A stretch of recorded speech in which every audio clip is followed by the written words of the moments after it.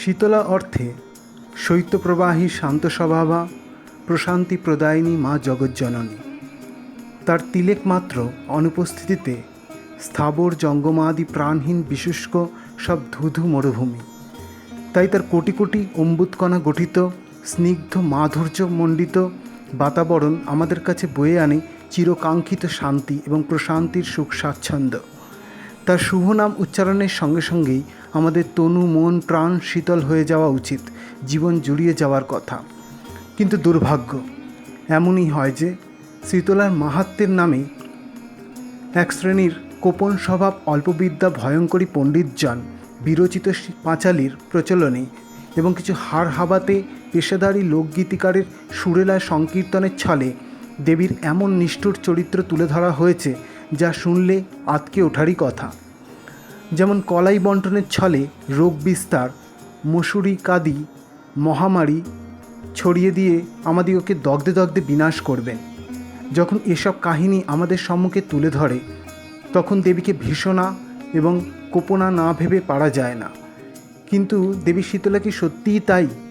পৌরাণিক যে দেবীর আমরা পরিচয় পাই, শীতলা দেবী, উনি কি সত্যিই এইরকম স্বভাবা?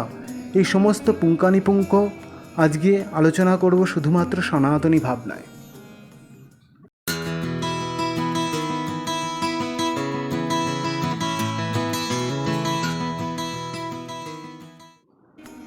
পণ্ডিতেরা মনে করেন শীতলা মূলত বেদোক্ত অপি পৌরাণিক দেবতার সংস্করণ।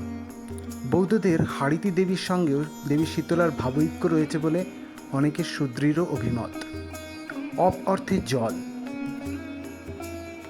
বেদে জলকে বলা হয়েছে মা, তিনি মায়ের ন্যায় বাঞ্ছিতা। জল আমাদের সুখের আধার, তার জন্য জলকেই বলা হয়েছে অমৃত। জলই ঔষধ, জলই রোগ শান্তির কারণ, সকল ব্যাধির ঔষধ জল। জলের বহুবিধ গুণ এবং রোগ নিরাময়ী ও প্রাণদায়িনী শক্তি সম্বন্ধে বৈদিক ঋষিরা ছিলেন সম্পূর্ণ সচেতন। তাই তারা জলকে জননীর ন্যায় হিতকারিণী, অমৃতের ন্যায় সুখপ্রদ, ঔষধীর ন্যায় ব্যাধি বিনাশক বলে স্তুতি করেছেন। জলের এইসব প্রশংসা নাকি তারা শুনেছেন সোমের নিকট। দেবতারাও জলের গুণকীর্তন করেন। এখন আমাদের দেখার বিষয় এই অপ দেবতার সঙ্গে শীতলার সাদৃশ্য কোথায়। শীতলার ধ্যানমন্ত্রেই এর সদুত্তর নিহিত আছে।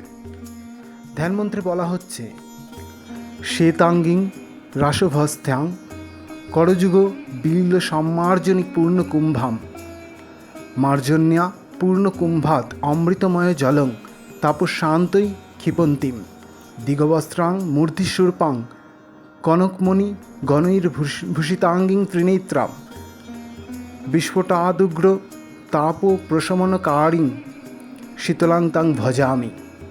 অর্থাৎ যিনি শ্বেতাঙ্গী ও গর্ধবোপরি সমাসীনা, যার করযুগলে সম্মার্জনী ও পূর্ণকুম্ভ শোভিত, তাপশান্তির জন্য যিনি পূর্ণকুম্ভ হতে অমৃতময় জল মার্জনী দ্বারা সেচন করেন, যিনি দিগবস্ত্রা, যার মস্তকে শূর্প বা কুলো, স্বর্ণ এবং মণিগণের দ্বারা ভূষিত অঙ্গজার, যিনি ত্রিনেত্রা, যিনি বিস্ফোটকাদির উগ্র তাপ প্রশমিত করেন, সেই শীতলার ভজনা করি। ওই জলকুম্ভটি বৈদিক অপ দেবতার ইঙ্গিত নির্দেশ করে। শীতলা জল নির্দেশক দেবতা। তার অমৃতোপম জলধারার রোগ বিনাশিনী শক্তি বিদ্যমান। স্কন্দপুরাণের মতে শীতলা জড়দগ্ধ পুতিগন্ধগত এবং প্রনষ্ট চক্ষু নরের জীবনৌষধি। শীতলাকে স্মরণমাত্র গলগণ্ডা আদি রোগও প্রশমিত হয়। শুধু তাই নয়, যে কোনো দুরারোগ্য ব্যাধিতে শীতলাই প্রতিষেধী। শীতলাকে ধ্যান করতে হয় নাভিপদ্মে ও হৃৎপদ্মে, আবার উদক বা জলমধ্যেও বটে।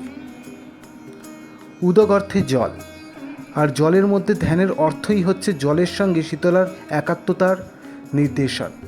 জলের স্বভাব শৈত্য, এই জন্যই বেদের অপদেবতা পুরাণে এসে শীতলা নাম পরিগ্রহ করেছেন। অপ শব্দটি ব্যাকরণগতভাবে স্ত্রীলিঙ্গবাচক। বেদে তাকে বলা হয়েছে মা। শীতলাকেও আমরা পেয়েছি মাতৃ মূর্তিতেই। দেবী শীতলা অভয়া এবং আরোগ্যদায়িনী। বসন্ত রোগে রোগী কেবল শীতল ক্রিয়া ভালোবাসে। এই লক্ষণে বসন্ত রোগেরও এক নাম শীতলা।